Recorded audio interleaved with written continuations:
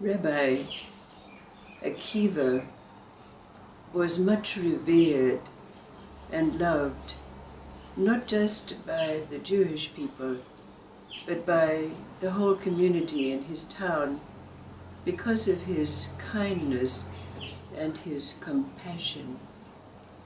But one day, after the service in the synagogue, the rabbi noticed Moshe, who was considered to be the town fool, not a jester, but an inept fool, bumbling along, hardly able to get out of his own way. But as the rabbi saw him stumbling along down the aisle, he called him to him.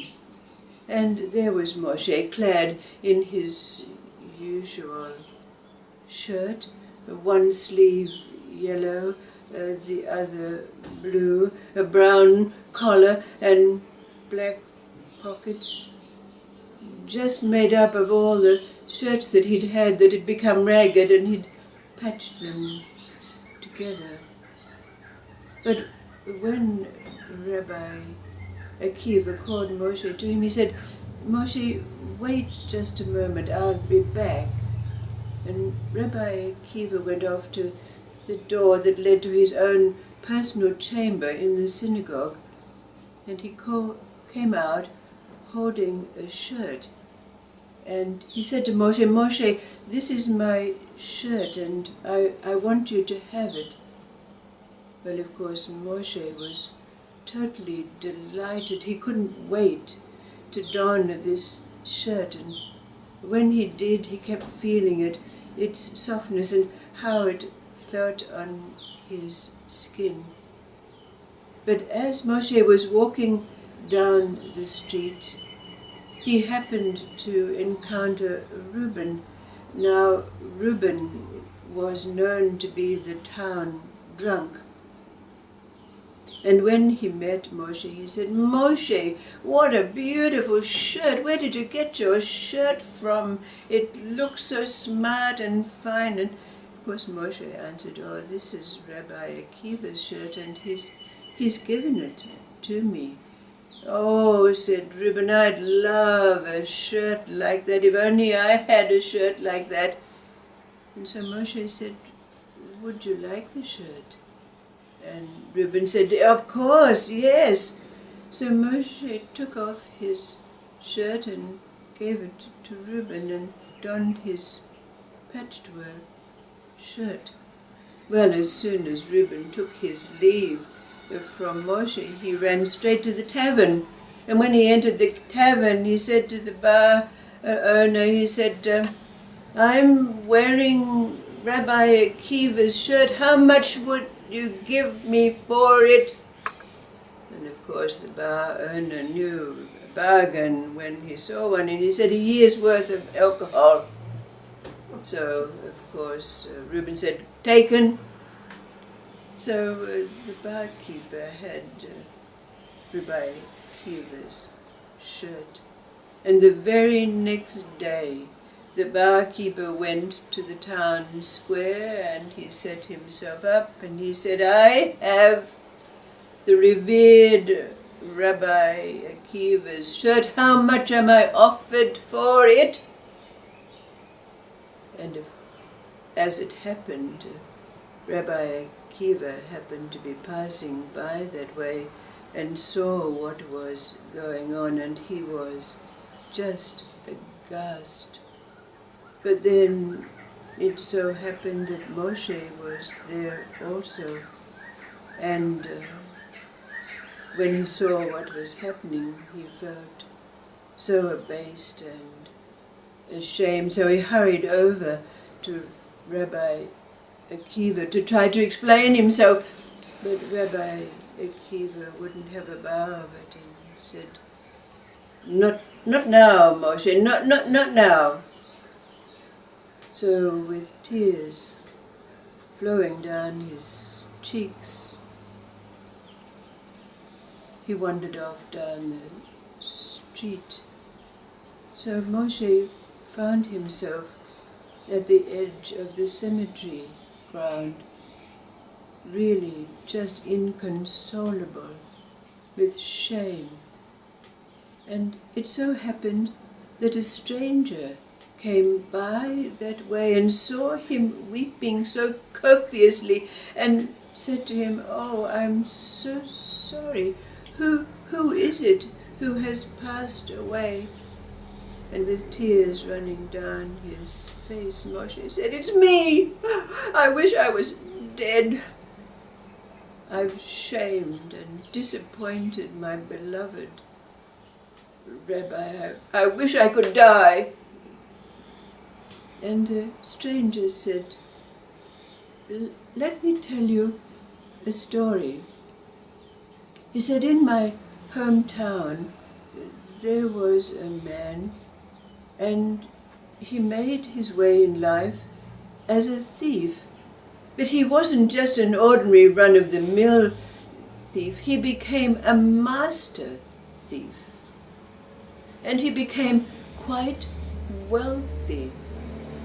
And with his wealth, he was actually invited to become an elder of his synagogue.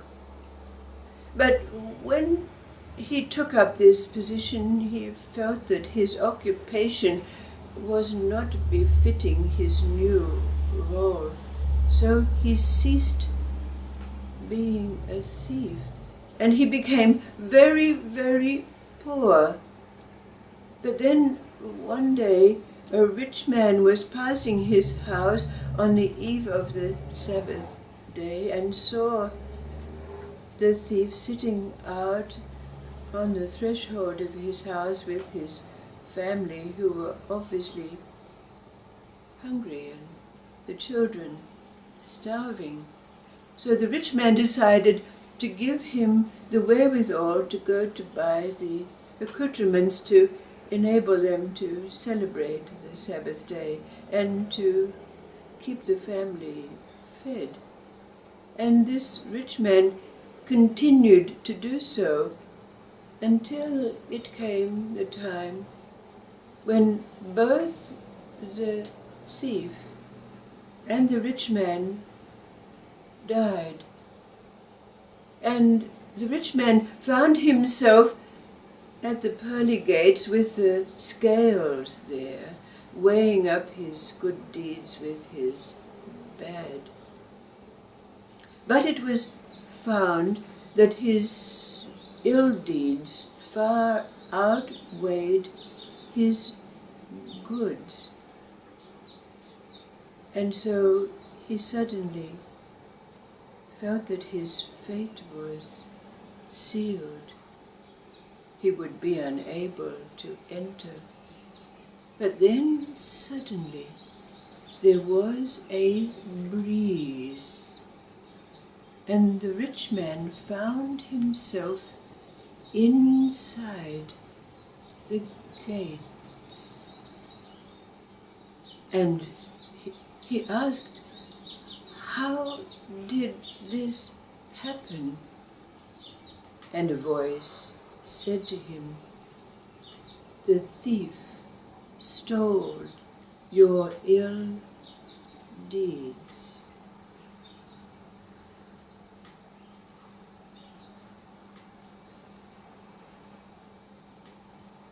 We've been exploring the nature of divine psychology, and two questions have arisen from that exploration.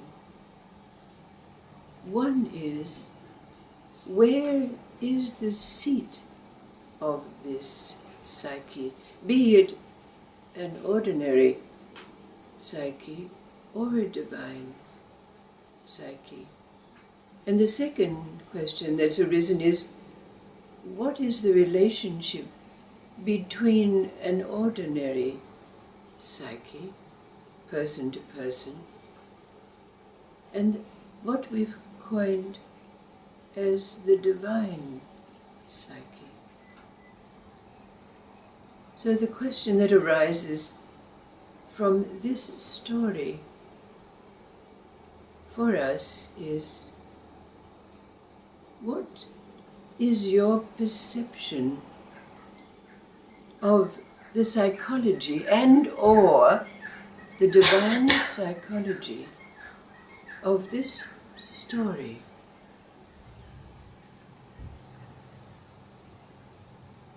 Seemingly diverse as it is.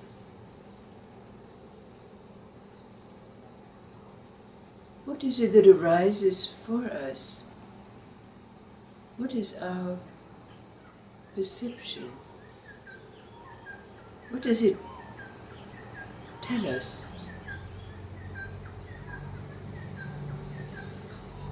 Psychology and divine psychology.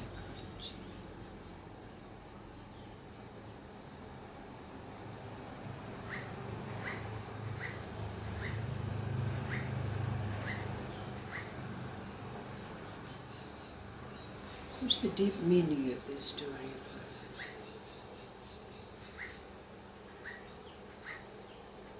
In relationship to our exploration into divine psychology.